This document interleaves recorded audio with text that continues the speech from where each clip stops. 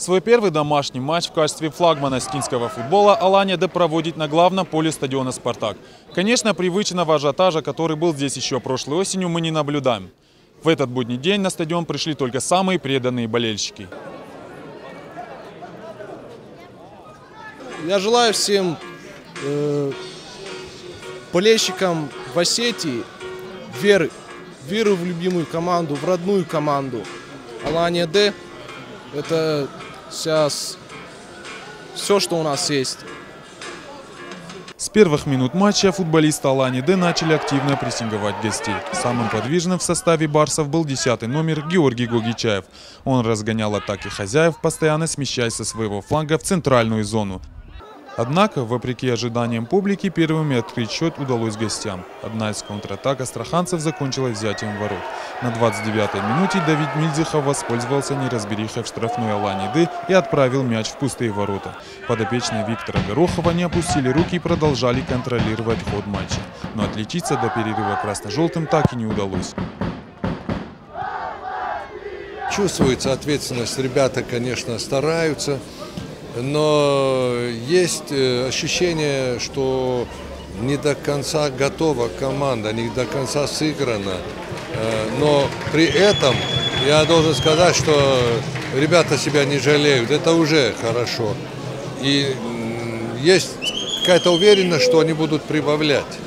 На второй тайм футболисты Алании-Д вышли с еще большим настроем. Полностью завладев инициативой, они осадили штрафную площадь астраханцев. Хозяевам удалось провести ряд опаснейших атак, одна из которых закончилась мощным попаданием Руслана Маргиева в перекладину. К концу матча подопечным Юрия Газаева удалось выровнять ход игры и даже забить гол. Однако боковой судья усмотрел в эпизоде положение вне игры. Красно-желтые имели несколько шансов сравнять счет за несколько минут до финального свистка. Но внимательная игра астраханской команды в обороне позволила гостям сохранить победный счет. 0-1. Алания-Д проигрывает второй подряд матч в весенней части чемпионата. Несмотря на досадное поражение, футболистам Алании удалось показать качественную, содержательную игру, что не мог не отметить на послематчевой пресс-конференции главный тренер Волгаря Юрий Газаев. Я могу сказать, что у ребят молодых есть определенный уровень у Алании. То есть они красиво с мячом работают, принимают хорошо.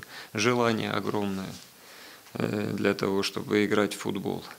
Я опять же говорю, что мне очень понравилось, как ребята из Алании-Д отнеслись к матчу. Как они играли сердцем, да, и как они горели на игре. Алания-Д по-прежнему остается на 13-й строчке в турнирной таблице. От зоны вылета команду отделяет 7 очков, однако сами футболисты уверены, что в скором будущем ситуация изменится. Знали то, что соперник все-таки опытный, там не зря они на первом месте идут. Как бы у нас команда молодая, тоже вышли, установку тренера выполнили, ну, думаю, нормально. Просто в конце завершения атак нам не хватило удачи, а так, в принципе, довольны игрой, содержанием, там неплохо.